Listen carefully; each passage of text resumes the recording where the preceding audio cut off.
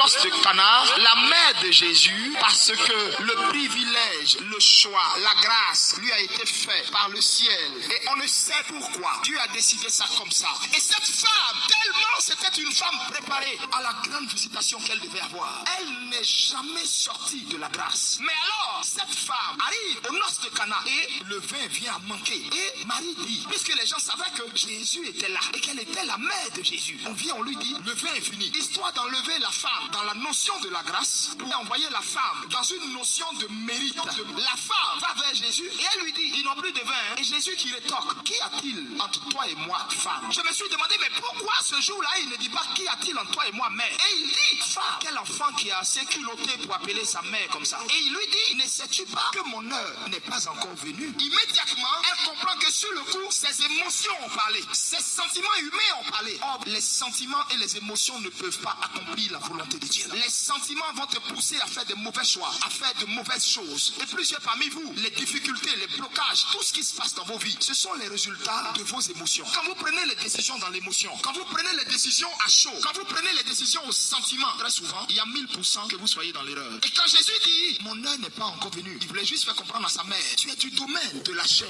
des choses humaines. Je suis du domaine des choses célestes, spirituelles. C'est pas la même horloge. Vous devez comprendre une chose. L'heure appartient aux hommes. Le temps appartient à Dieu. Le temps est l'horloge de Dieu. C'est pourquoi très souvent, les gens disent, Seigneur, il est là, il fait un miracle. Mon frère, Dieu ne marche pas sur l'heure. L'heure est une dimension humaine. Quand Dieu doit faire ses choses dans ta vie, Dieu ne fait pas ses choses en fonction de l'heure. Dieu fait ses choses en fonction du temps. Parce que le temps est une dimension spirituelle. Et dans le monde spirituel, on ne marche pas très souvent sur l'heure, mais sur le temps. C'est pourquoi très souvent, quand vous lisez la Bible, on vous dit, quand le temps fut accompli, l'Éternel se souvint de Anne, et Anne tomba enceinte. Pourquoi ne dit-on pas, quand l'heure fut accomplie, mais on dit le temps? Pourquoi nous avons dit comme thème, Côte d'Ivoire, il est l'heure? Pour que nous ayons repéré l'heure de la délivrance de la Côte d'Ivoire, il a d'abord fallu que nous repérions dans quel temps nous sommes. Si nous avons repéré le temps, nous distinguerons l'heure. Le problème aujourd'hui avec les jeunes ministères, avec les appelés, avec les personnes qui sont appelées à servir Dieu ou à faire leur ministère, ils marchent selon la montre. Dieu marche dans le temps. À partir du moment où on parle de temps, il n'y a pas de précipitation. Or, quand on parle de heure, il y a précipitation. Parce que l'heure est définie, circonscrite. Si je te dis 13 heures, c'est 13 heures. Tu viens, tu me demandes un service. Je dis ok, au temps convenable, je vais t'appeler.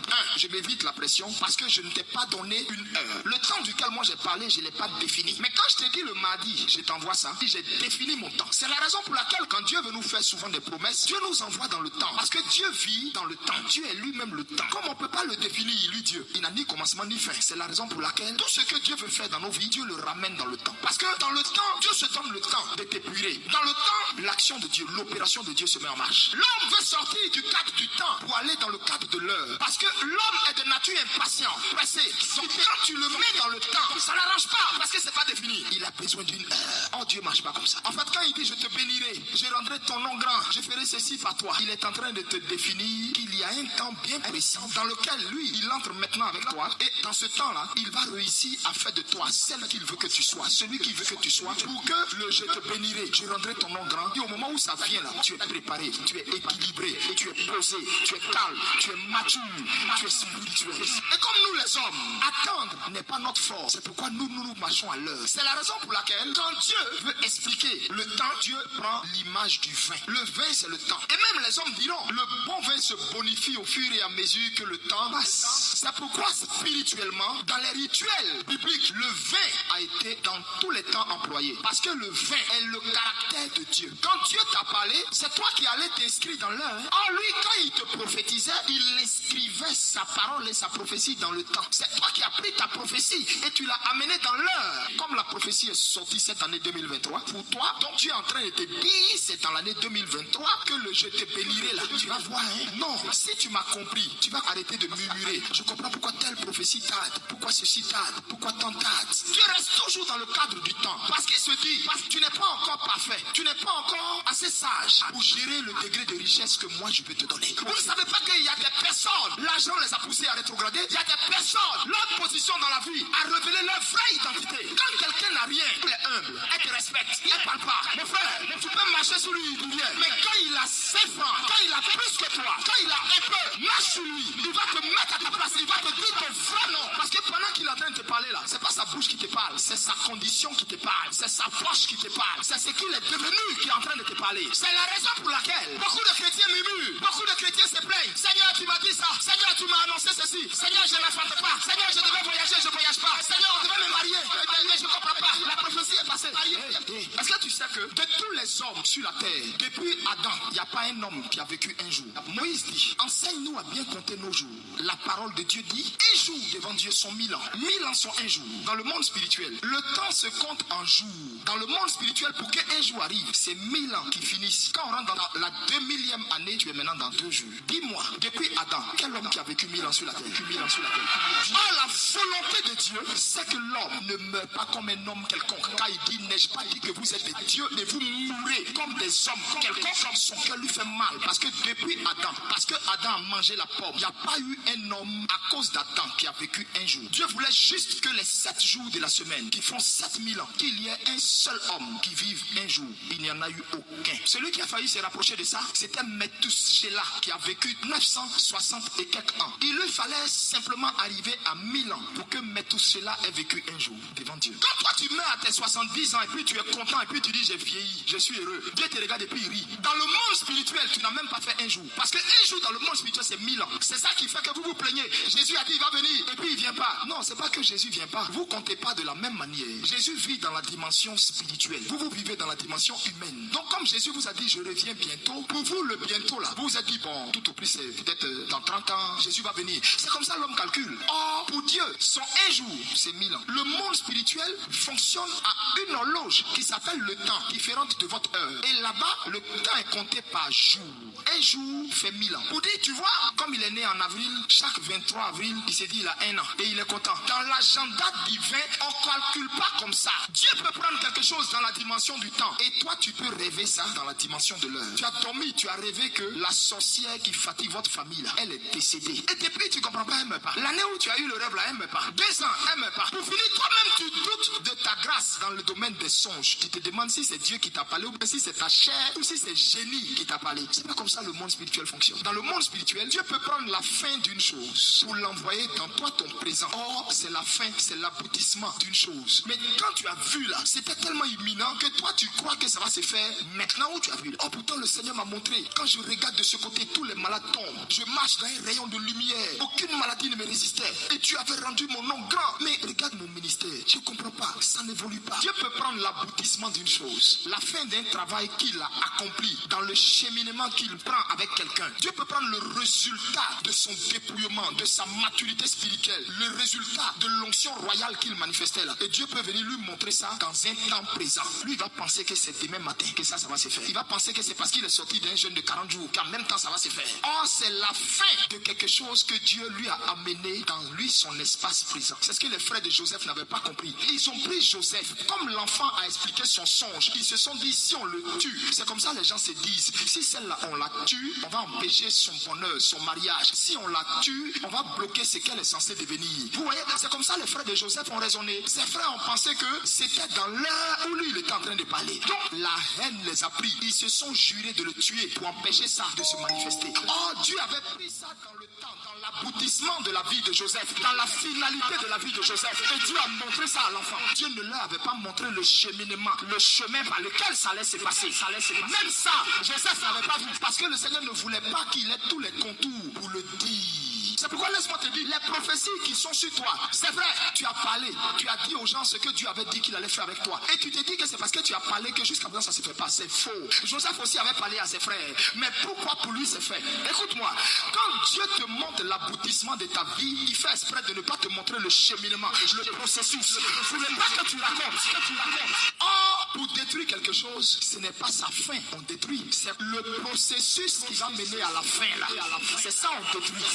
C'est la raison pour laquelle Dieu ne te montre jamais le processus par lequel il va passer avec toi pour que tu sois celle qu'il a dit que tu vas être. Dieu garde ça dans le secret de Dieu lui-même. Quand Dieu veut prendre un exemple pour définir le temps, il prend toujours le vin. Parce que pour que le vin soit vin, il est un petit fruit qu'on appelle raisin. Aussi longtemps que le raisin va rester raisin, aussi longtemps qu'il va refuser le processus qui doit l'amener à être un vin, on va l'acheter à 1000 francs, 2000. Aussi longtemps que tu refuseras le processus de brisement du raisin pour devenir du vin, on va t'acheter à 1000 francs, 2000. C'est à ça on va t'estimer. Or, quand tu accepteras le processus qui mène au vin, on t'achètera dans les hauts lieux. On te boira dans les palais. C'est pourquoi il dit en Jérémie 29, 11, car moi je connais les projets que j'ai pour toi.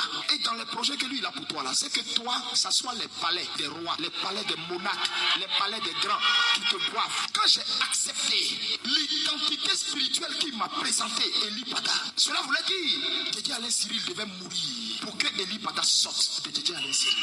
L'onction que je porte dans ce banal boubou de 1000 francs, c'est pas 1000 francs. Je suis en train de te dire, tu es en train de jouer avec le calendrier divin, tu es en train de jouer avec l'agenda divin pour ta vie. Il n'y a plus de temps, tu ne sais pas. Tu as épuisé ton temps. Tu as épuisé ton temps. Tu es maintenant dans le temps où tu es censé être mature, mais tu joues encore à la gamine. Tu es arrivé dans le temps où tu es censé être mûr, mais tu joues encore à l'inconscience. Il y a un âge où on est un enfant. Il y a un âge où on est un jeune. Il y a un âge où on devient adulte. Et il y a un âge où on devient un vieillard. Regardez le processus maintenant. Le vin, il est d'abord un raisin. On cueille d'abord. On met tout ça dans un panier. On envoie ça dans un endroit comme une sorte de cuve. Celui qui l'a cueilli enlève ses chaussures. Il marche dans le raisin. Il écrase. Vous savez pourquoi on utilise le pied pour écraser le raisin? Le pied, c'est pour passer un message. Pour dire, ce qui est foulé au pied, ce qui est écrasé, c'est ce que Dieu élève. Au point où quand tu regardes le travail du vin, ça te donne la nausée. Le Seigneur m'a dit, je te montre ceci pour que tu l'enseignes à mon peuple. Pour qu'ils comprennent les étapes à passer pour aboutir à une onction rare. Tant que tu vas être un raisin, ton onction sera une onction identique à tout le monde. Si tu veux avoir une onction rare, accepte que Dieu aille avec toi dans des sentiers bizarres. Et tais-toi. Donc le vin, il y a des machines, mais le vin passe pas par là-bas. Parce que les vignobles disent, si le vin passe par là-bas, les rouilles des machines là, ça fait perdre au vin son goût, sa qualité. Donc il faut qu'on l'écrase. Pourquoi? On veut que lui garde sa qualité. On veut pas que le goût d'un métal s'associe au vin. Le métal, c'est celui que tu appelles à l'aide. Le métal, c'est ton père, ta mère, ton oncle, le mari, le type que tu veux pas laisser, le gars, la maîtresse que tu veux pas laisser, la personne que tu appelles à l'aide pour empêcher le processus de Dieu avec toi. Parce que quand Dieu commence à t'écraser, quand il commence à te récupérer comme le raisin, et puis il enlève ses chaussures, et puis il t'écrase. Quand il t'écrase, dans l'écrasement là, c'est dedans tu peux pas payer maison. Dans l'écrasement là, c'est dedans même d'autres perdent leur travail. Dans l'écrasement là, c'est dedans même d'autres même perdent leur situation. Dans l'écrasement là, c'est dedans d'autres même sont malades. Mais Dieu fait exprès. La maladie là n'est pas à la mort. La persécution là n'est pas à la mort. L'épreuve là n'est pas à la mort. Dieu veut faire de toi un vin. Dieu veut te transformer. Tu veux t'enlever de la dimension de raisin pour t'amener à la dimension de vin. Mais cette dimension fait mal. Et Dieu sait que ça fait mal. Tu peux avoir une grande promesse, mon fils. Mais aussi longtemps que tu ne te laisseras pas broyer, tu vas finir zéro. Tu vas aller de prophète en prophète. Tu ne vas rien devenir. Tes offrandes ne te sauveront pas. Ta prière ne te sauvera pas. Tes jeûnes ne te sauveront pas. Tu dois accepter le processus d'épuisement. Il y a deux cas. Soit lui te transforme coûte que coûte pour que tu sois ce qu'il voit, ou soit tu meurs comme ça sans que ce qu'il a dit sur toi ne se réalise. À toi de choisir. Et comme il ne veut pas qu'une odeur de métal vienne se mélanger à toi, tes mèches tu ne veux pas laisser, tes bijoux tu ne veux pas laisser, tes jeans plaqués pour qu'on voit tes formes tu ne veux pas laisser. Or tu es sa servante. Quand il te voit, il veut voir son épouse habillée avec pudeur, habillée avec respect. Et quand on finit de le broyer avec le pied, on le prend, on renverse son jus. Mais c'est pas tout. Après le pied, vous savez ce qu'on prend encore? On prend maintenant la main pour s'assurer qu'il n'y a plus de jus, il n'y a plus de reste. Tout est quitté en lui. Ce qui faisait sa fierté est quitté en lui. Quand on finit, on le jette dans la boue, dans la saleté. Et puis on conserve son jus. Maintenant son jus là, quand on le prend, on ne met aucun produit dedans. On prend et puis on ferme ça de sorte à ce que l'air n'entre pas. Pas d'oxygène, pas de secours, pas d'intervention, pas de pitié. Personne pour venir te sortir de là. Et tu es fermé de tous les côtés. Parce qu'on veut que le vin se fermente. S'il y a un petit trou pour que l'air entre, ça va gâter la fermentation. On ferme de sorte à ce qu'il n'y a même pas d'oxygène. C'est-à-dire, il te dépouille de sorte à ce que même pour attraper 5 francs, toi avant qui enlevait l'argent qui aidait les gens, aujourd'hui 5 francs est devenu diamant. Tu es obligé de mendier pour manger. C'est ça le processus du brisement. Il t'a réduit à un état où tu es obligé d'attendre qu'on enlève pour te donner, que fidèle enlève pour te donner. Si on n'enlève pas pour te donner, tu tu ne manges pas. Oh, tu pouvais aller te débrouiller comme les jeunes filles, comme les femmes de ton âge. Mais aujourd'hui, à temps normal, si ce n'était pas affaire de Jésus, il y a longtemps, toi, tu t'es séparé de type là. Il y a longtemps, en nuit comme ça, là, tu es quitté dedans. Mais à cause de Jésus, tu t'assois, quand tu te regardes et puis tu es étonné de ce que tu es devenu. Bon bijou, tu ne connais même pas. Tout ce qui est sur toi, c'est pacotille. Et quand on te voit, on a l'impression que tu n'as pas de goût. Oh, c'est parce que tu n'en as pas. Et il est sur toi, hein. Il t'a fermé. Il est en train de te fermenter. Quand il finit ça, on t'enlève dedans maintenant. Et puis on s'en va chercher une bonne bouteille. On prend le jus fermenté là. On verse maintenant dans la bouteille. On prend un bon bouchon là. On enfonce le bouchon jusqu'à l'intérieur. Pour dire quoi? Tu es trop précieux. Tu n'es plus vil. Donc, n'importe qui ne doit pas t'ouvrir comme ça s'il n'a pas ce qu'il faut pour t'ouvrir. Et maintenant, de simples raisins banals que tu étais, maintenant tu es vendu dans les grandes surfaces. Mais pour que le raisin arrive jusque-là, c'est un processus. C'est ce qu'on appelle le temps de Dieu. C'est la raison pour laquelle j'ai un problème avec cette jeune génération de prophètes qu'on voit maintenant sur Internet. De prophètes kabbalistiques qui pour eux, s'ils prophétisent, qu'ils ne donnent pas nom, qu'ils ne donnent pas numéro, ça veut dire qu'ils n'ont pas prophétisé. J'ai un problème avec cette jeune génération de prophètes qui sont obligés d'utiliser l'huile de python, qui sont obligés d'aller au Ghana têter des seins de vieilles femmes, qui sont obligés d'utiliser du fétichisme pour manifester l'onction. Ils sont obligés de payer des gens pour venir jouer aux malades, inventer des miracles, mentir à gauche à droite, vendre les huiles, vendre l'eau, vendre les fruits. Tout ce qu'eux ils font pour Dieu, eux ils voient ça en business. C'est-à-dire en retour, il faut que jeton sorte dedans. Et pour les hommes de Dieu là, si l'affaire d'appel de Dieu est compliquée là, les fidèles ce ne sont pas vos pigeons. Mon ami, il faut aller reprendre tes cahiers. Pour aller à l'école là, il n'y a pas âge. Donc si tu sais que le ministère ça va pas, Dieu t'a pas appelé là, quitte dedans. Ils refusent le brisement, ils refusent la transformation et ils veulent la gloire sans passer par le processus qui mène à ça. C'est l'image du vin que Jésus nous a montré par sa vie. Ce qu'on appelle le chemin de la croix là. Couronne d'épines transformée en couronne de gloire. Je vais dire à une femme, à un homme, à quelqu'un, si tu refuses le brisement, tu vas te mettre encore en retard. Si tu refuses que l'horloge de Dieu qui est le temps s'active avec toi, tu vas te mettre en retard. Accepte que pour le moment, Dieu mette les choses d'abord sur l'éteignoir. Il sait que tu as besoin d'un enfant, il le sait. Mais avant qu'il te donne l'enfant, il veut que peut-être tu sois une personne abandonnée, réellement convertie. Réellement convertie. Ton cœur ne le cherche pas encore. Ton cœur veut ce que lui il a à offrir. Il dit dans sa parole, si vous êtes docile et obéissant, vous mangerez les meilleures productions du pays. Que cela soit ta part au nom de Jésus de Nazareth. Que Jésus-Christ te donne la force de vivre ta vie. Que Jésus-Christ te donne la force de surmonter tes défis. Que Jésus-Christ te donne la force d'aimer et qui te donne la force de continuer à le servir. Sois fort et sois béni. Au nom de Jésus. Amen.